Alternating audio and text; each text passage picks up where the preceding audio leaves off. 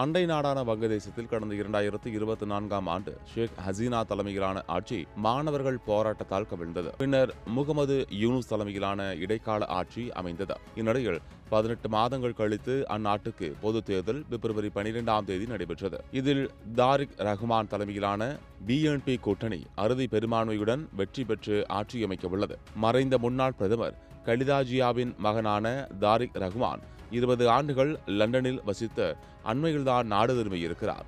2007இல் ராணுவ புரட்சி ஏற்பட்டு இடைக்கால ஆட்சி அமைந்தபோது ஊழல், பண மோசடி, ஷேக் ஹசீனாவை கொலை செய்ய முயற்சித்தது உள்ளிட்ட பல்வேறு பிரிவுகளின் கீழ் தாரிக் ரஹ்மான் கைது செய்யப்பட்டார். 17 மாதங்கள் சிறையில் இருந்த ரஹ்மான் மருத்துவ காரணங்களுக்காக ஜாமீன் பெற்று லண்டன் சென்றார்.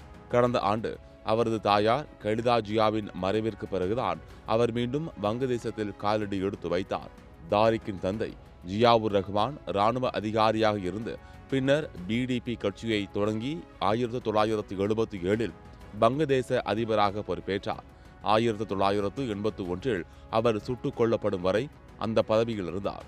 1981இல் ஜியாவுர் ரஹ்மான் படுகொலைக்கு பின் அவரது மனைவி கலிதா ஜியா வங்கதேச பிரதமராகவும் பிடிபி கட்சி தலைவராகவும் பொறுப்பேற்றார். 1991 முதல் 1996 வரையும் மற்றும் 2001 முதல் 2006 வரையும் கலிதா ஜியா பிரதமராக இருந்த காலகட்டத்தில் மகன் தாரிக் ரஹ்மான் நிர்வாகத்தில் முக்கிய பங்கு வகித்தார்.